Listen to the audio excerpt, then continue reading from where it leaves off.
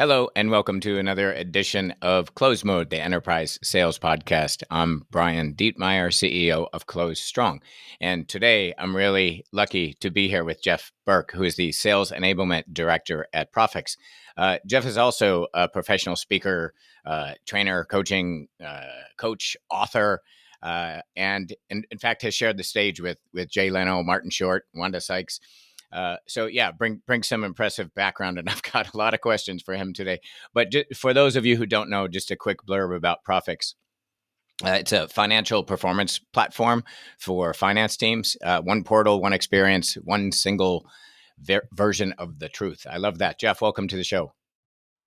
Yeah, thanks. And just to add to that, Brian, in college, I majored in taxidermy with an emphasis in waterfowl. Of course you did. And as I've learned on our previous couple conversations, I now need to take all of those with a grain of salt. But it wouldn't excuse me, it wouldn't surprise me, by the way. So your book is entitled Train Like a Rock Star.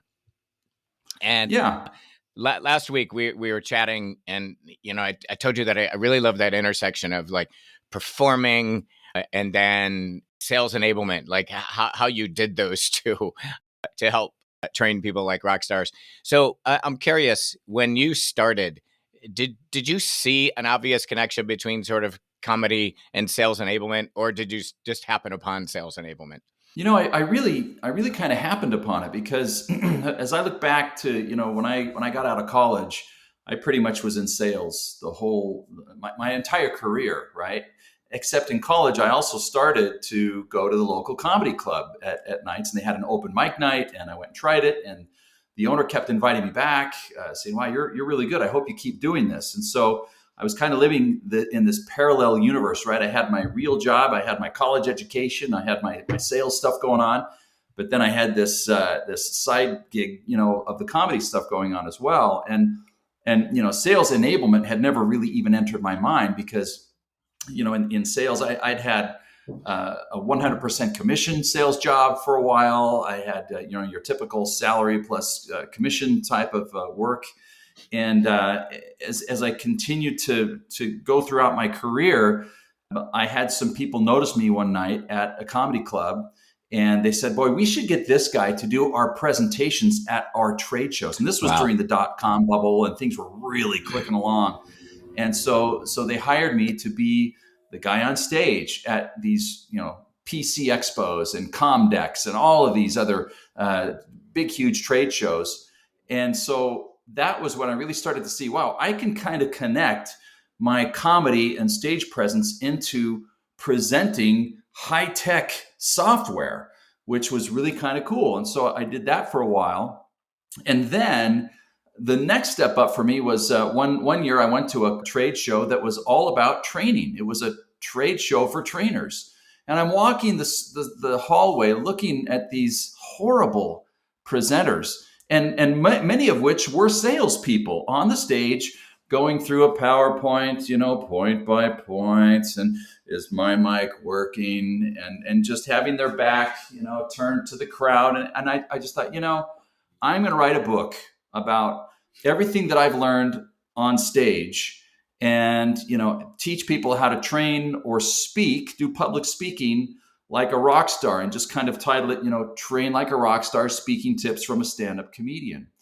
And so that was really, I think, the final step, Brian, into, wow, what I've learned has not only been able to help me in my training and stage presenting, but it also helps me in my sales, in my virtual selling, in live one-on-one interactions. And it all kind of really comes down to just helping sellers differentiate themselves a little bit more from the other person who starts with, okay, let me show you our demo and see if you have any questions. So I've really kind of flipped things on its head, put a lot of it into the book, and have able to, just kind of now, like you said earlier, go out and have companies actually contract with me to come MC their SKOs or come do sales training for their groups, or even, come in and do some public speaking training for their salespeople, because that's all sales is public speaking. And if you're not a good public speaker, you're not going to do very well. So it's fun to teach people things like how to memorize better, how to be a little bit funnier, how to tell good stories, and,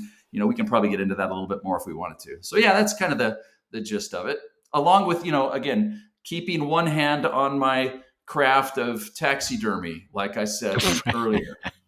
That's cool, because what I was going to ask you is like what skills you have as an entertainer that help you be a better sales enablement director, and I think you got that, but double click on that one a little bit about like specific skills that I agree that we are performers, we are entertainers to a degree, but what specific things do you bring to the role that you think that salespeople lean into?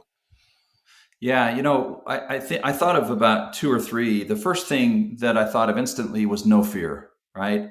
When I think about, the first time I went on stage, I was sweating buckets. I only did about 3.5 minutes. I only had a few things written out that I wanted to joke about. But as I continued to practice my craft and get better and better and better at it, the fear started to go away. But I always do have a healthy respect for fear. Fear for me is good. It keeps me humble. It keeps me teachable, whether I'm, in a traditional sales role or whether I'm in my current role now as director of sales enablement. Because when I came into my current role, there was no sales enablement function at my current company. And so I had to kind of construct, first of all, for everybody, a sales methodology. And then I had to go in to 50 sellers that I'd never met before and take 2 days and teach them this new sales methodology. So thankfully, I was very comfortable in front of groups of strangers or people that I hadn't met before. But I think for me, that lesson of having no fear has been tremendously helpful. The other thing, Brian, that I thought of was also, And sorry, Jeff, let me double click on that one for a moment, because I was looking at your personal website this morning, and it starts with something like I hate public speaking or whatever. And shockingly, there are a lot of salespeople that sort of have this fear, and I want to jump into it a little bit, because I've done a bunch of keynotes and breakouts and public speaking, and I get what my wife calls my game face about 36 hours before. You're nodding. So, and it's like, I start getting serious, I start getting tight. And up until the moment the first words come out of my mouth on stage, I am still saying, why the hell did I agree to this? Right. So, yeah. yeah, I just wonder for people who either have it themselves or are training others. Yeah, I just want to click on that, like, tips. And you talked about practice, but what else? What is it that's the antidote to fear? Well, I think I said it a little bit, but I'll say it a different way. I embrace fear. Yes. I love risk, and I love being in risky situations. And I also love, Brian, and you know this just from what you were talking about doing keynotes. I love just the element of not knowing really what's going to happen. And I've had sales jobs. I had one sales job in Southwest Florida, up and down the entire coast, where I would go and do a 50-minute sales presentation.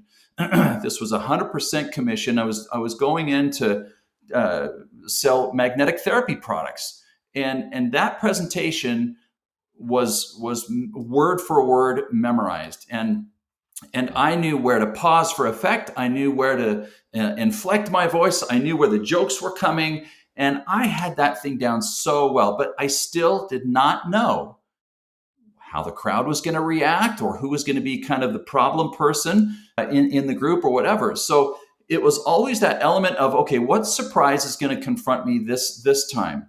and so that element of fear, I think of when I opened for Leno and Cosby and Martin Short and Wanda Sykes, like you mentioned, game face, yeah, big time. Even though I knew my routine like the back of my hand, I was so thankful to have a little bit of fear because it kept me really on my toes. And so when I brought that over into my sales career, it's the same thing when I'm getting ready for a Zoom call or when I'm getting ready for a stage 3 or a stage 4 deal where it's starting to get pretty serious. I'm always just ready for anything that could happen, right? And I think we have to be that way. And as I talk about fear, it's just a fun thing. And maybe that's just me, right? Maybe I'm kind of one of those crazy ones I'm going to go on stage for 20 minutes and I know what I'm going to joke about, or I'm going to go into this sales call. I have a good idea of what I'm going to talk about, But if you just march through your material, or you march through your demo or your presentation without any heed of knowing your audience, of how to recognize the cues, of being okay with going off course a little bit, it's really going to be tough. And I tell my salespeople, I say, look, I don't want you to have the attitude of come hell or high water, I'm getting through these 30 slides in the next 30 minutes. Yes. Right? That's a whole other subject to say, no, we're gonna take that down to about 4 slides. Right. And I'm going to teach you how to memorize everything else. I've been schooled on that on multiple occasions from my teammates. I wonder, and you had a second point that I want to go back to, but this one is such right. This is one of the greatest fears of life, right? So it's so fun to talk about. And I have a friend, Bob Marks, many years ago, 20 plus years ago, said to me just before a talk, "It's not about you, Dietmeier. It's about them." And I found that, I'm just curious how I found that switch to really caring about them and what their needs are, like one of those tips that really helped me. I'm wondering how you feel about that. Yeah, I that's something I try to teach and share with everybody. And I say, look, that's part of the flip, right? You don't want to go in and show up and throw the kitchen sink at hey, great to be here. Here's a little bit about our company, and I've got this demo, and I'll take your questions at the end. I actually do the opposite. And the first thing that I want to do is look at myself as a physician or a doctor. And let's say, Brian, you come in, you sit down in my office, and I'm sitting there with you, and I ask that initial question. So what seems to be the problem? Oh, I got this elbow issue. I don't know. You're telling me about this pain you got in your elbow. Okay, all right. Well, let's do this. I've got a prescription here. I'm just going to go ahead and write this out for you. It's really good for knee pain, but I think it'll help you with your elbow pain too, because that's a joint after. I mean, you're going to go see another doctor. Yeah. But as a salesperson, you want to be a good doctor. You're going to come in, Brian, and instead of I'll ask that initial question. Great. But then I'm going to continue to question. I want to do really good discovery. Okay, Brian, why don't you stand up? Let me see. Let me kind of see you extend that. Okay, can you move it this way? All right. How long have you been experiencing this problem? Have you had this problem before? What kind of sports do you play? Does your family have a history of this thing? Have you had any injuries, maybe back in high school? You see, I've already asked 5, 6, 7 questions. Yeah. And what I try to tell, and only but then am I able to do a good diagnosis and a prognosis and so on and so forth. That's why I tell my salespeople. I say, look, you want to ask so many questions.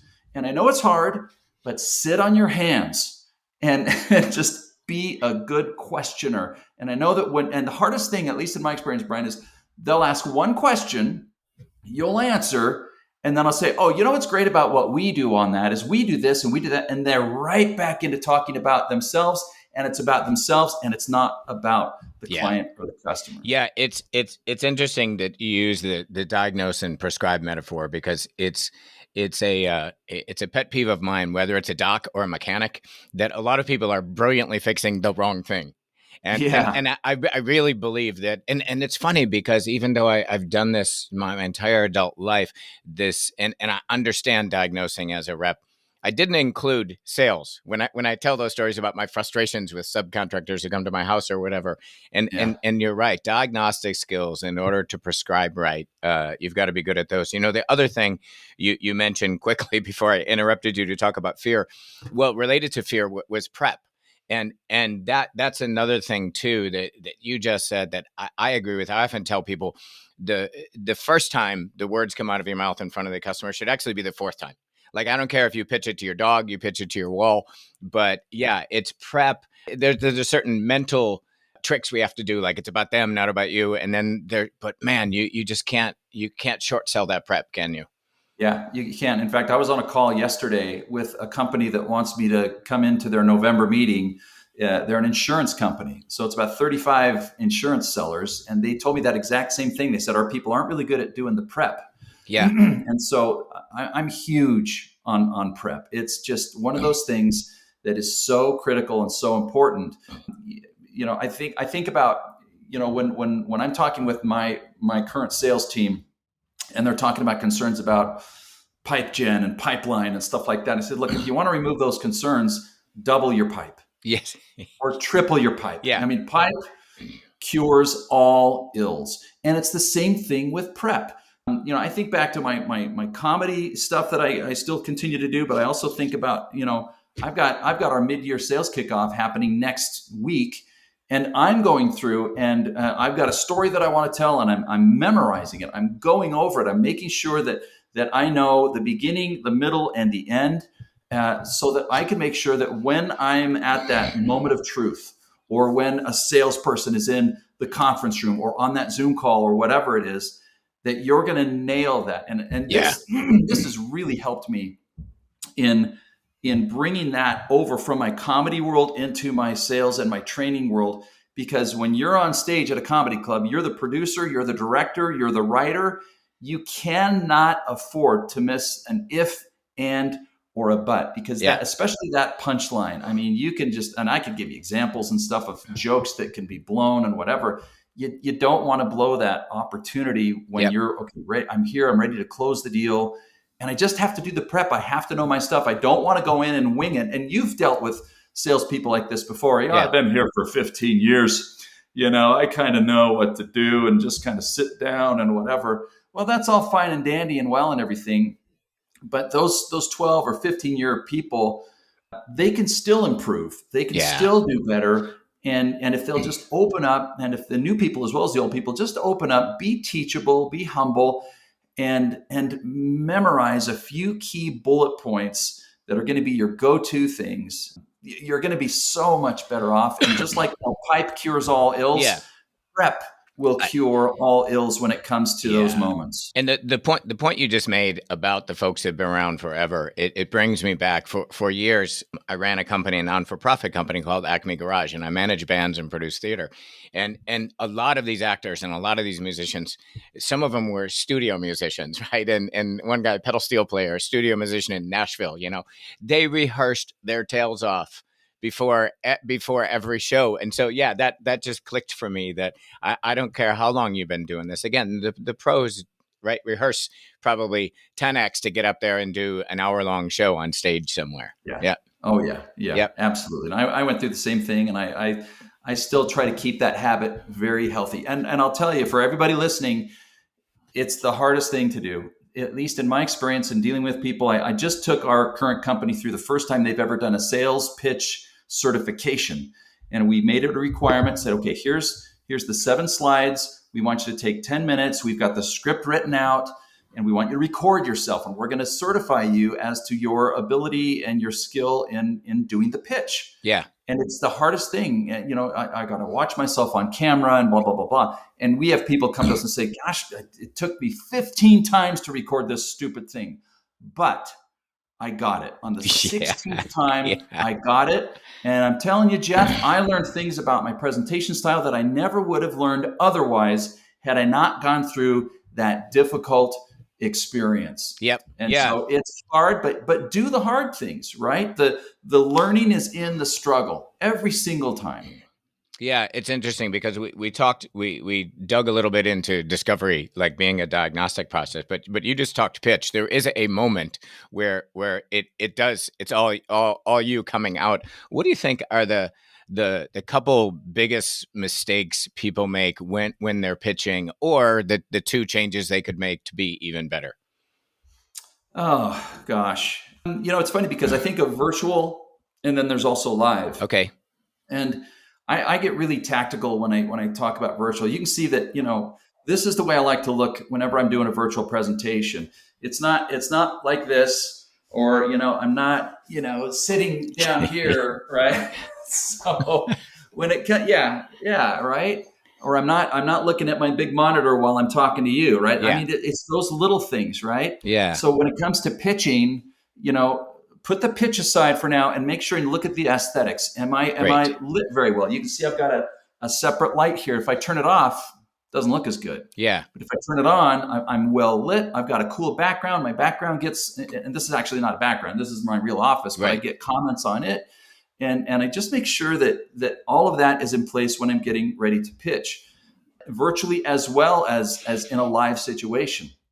On the pitching itself, I'm going to go back again to making sure that you get to a point where you're talking I don't know, maybe 30% of the time. If Okay. you've got an hour, I like to just make sure that incorporating part of my pitch involves doing some really good discovery so that I can take notes and I can incorporate that stuff into the pitch when it's my turn to speak. Right. And if I'm able to do that, it's great because it takes a lot of pressure off of my shoulders. Number one, oh my gosh, I've got to fill an hour. But number two, it differentiates myself from all the other vendors that this client or prospect has probably already listened to. I mean, you've heard this as well. I know that people on the podcast, they'll get into an RFP situation. Great, you're the fourth vendor of Yeah. four and you just know they've got fatigue. But if you go in and you just completely differentiate yourself by starting off in no other way that anyone else has started, which is again part of the training that I do, by using a story to start off with, or giving them a quote, or giving them a statistic, or telling a joke or something like that. It really, really helps. Yeah, so two things I want to hit on there. One is storytelling, right? Because that's such a big deal, and then I'm going to go back to jokes. So yeah, what's because that if you to me the best that I've seen, they tell you a story, and I've got a board member that it's in his early 70s, and he spent a lot of time on stage and founded several software companies, and man, he tells stories. I Mhm. see him lean back in his chair and he's like, well, let me, and then he goes through it. And I'm like, that was so much cooler than just stating the facts. Is there, Yeah. can you teach storytelling? How do you turn this business thing into a story? Yeah, a couple of things there, Brian. First of all, personal stories are the best. Yeah. If Okay. you've got a personal story that it's going to come across a lot more genuine and impactful than if you're saying, "Well, let me tell you about something that happened to Brian," and he did this and he did that. So, Yeah. personal stories are the best, and they're all around, right? They really are. And you'll see that and notice that with a lot of social selling on LinkedIn, people are telling stories all the time. Yes. So that would be one thing, is to look for personal stories. And these can be things that are happening in your family. It could be something that happened to your dog. It could be something that happened when you were shopping at the supermarket the other day. But the second thing about storytelling is a little secret that I've discovered is that most companies already have a treasure trove of stories at hand and available through case studies. Yeah. I mean, most companies I deal with, hey, can you give me a case study or two? Oh, yeah, we've got this for this industry, this industry. So grab 2 or 3 case studies, and you could, in today's day of AI and Chat GPT, you could take the whole case study, throw it into Chat GPT, and say, hey, can you condense this down to 200 words and keep the main points and help me tell this story and give it a really good emotional pull at the end? Yeah. I mean, that's how easy it is. But then what Yeah. you have to do is going back to the difficult things we talked about earlier, Brian, then you got to just memorize it. You got to know it. You got to be able to, wow, I'm going to be able to tell the client this story. And so use those case studies and personalize them, because then, you don't have to sit there and kind of, gosh, what am I going to tell this client? So those are a couple of things on storytelling. The last thing I'll say about storytelling, Yeah. keep it simple, right? Keep it very, very easy. There's a great book by Kendra Hall called Stories That Stick. And I'd really recommend that book. It's a great Great. one. But she talks about a very simple process. And it's essentially 3 things. You got the problem, right? And then you have an explosion, and then you have the solution. So these companies are dealing with this, and then something catalytic happens Yeah. to make the company say, okay, we have to change. This has to change. And then the solution. So it's a very simple 3-step process Yeah. that will help you not get too far into the weeds when it comes to storytelling. Yeah, it's funny too because I've done some work on the whole storytelling thing, and it's like that's how most movies and books are written. It's the hero's journey, right? I think we're all familiar. Like Yeah. hero, they've got a place they're going. There's an obstacle. There's usually a guide that comes in and helps. And the argument from neurologists is that our brains are wired for story. Like Yeah. there's a scientific part of this that connects. But I love that idea of taking something like a case study, throwing it into Gemini or Chat GPT and saying, give me this in a story with a good punchline. Yeah. So the last question I have for you, because I think it's really tricky, is jokes. And I've noticed it was either in your LinkedIn or your personal thing about joke telling in business environments. What are some guidelines? Because that can go either way, right? Yeah, I think it's pretty obvious to everybody, even more so now than back 20 years ago when I was hitting the comedy clubs pretty consistently, that there are certain things you can and shouldn't joke about. I think the obvious things that you want to stay away from in a sales setting, whether it's virtual or whether you're doing a live presentation, stay away from politics. Yeah. I was at an event in Arizona. I was emceeing a corporate event, and I had just such a great Trump joke. Yeah. And I went to our marketing guy and I said, "Hey, I got this great joke. I don't think I'm going to tell it, but I just want to run it by you just for Yeah. fun." And he's like, "No, you're not Yeah. going to tell a joke." So we're right in the heart of MAGA country anyway, right? With Arizona and everything. So I stay away from politics. I stay away from sex jokes. I don't use coarse language. I never have in my whole life. Yes. I just don't use it. Right. So if you can, I think that's a bonus. I just think I don't know, you come off being more credible in that regard. Someone might disagree with me, and that's okay. That's just me. So those are the obvious topics that I think stay away from. And remember this, you're not in a comedy club, all right? You're not there to make the salespeople laugh or whatever. So just remember that you've got a job to do. You've got to convince, you've got to convert, you've got to sell, and adding a little bit of fun and levity in there is fine. And I learned this lesson early on because when I started at a particular company, when I was doing a lot of presenting, I was a little bit too steeped in the comedy mode. Hey, this is Jeff Burke. I'd go to these HR events, for example, 400 people in the room, and it was a little bit too much of the Jeff Burke show and not about the client. Just like we talked about at the beginning of this podcast, it was more about me and it wasn't about them. Yeah. So Yes. So I've had to step back personally and really be 80% content and inspiration and storytelling and moving hearts as well as minds. And then I got a funny little thing that just came to my mind, and it just makes a nice blend. Yeah. So in my book, in fact, at the end of my book, I've listed a bunch of jokes in certain categories. If you're an IT professional, here's a bunch of IT jokes. If you're an accounting professional, or you're talking to accountants, here's those types of jokes. If you're in sales, here's some jokes like that. So I think it's fine to tell a joke. I give some really good examples in the first part of my book, but it always helps to run it by somebody, and do it that way. And it's one of those things, right, Brian, where luckily my experience has given me a really good sixth sense to just know that people are going to like this or that maybe not. So, but it goes back to risk, right? Yeah. If you just take a good, safe, calculated risk, and if it falls flat, call attention to it. I've done that many, many times where I'll say something funny and all right, so that worked really well, and then people start to laugh because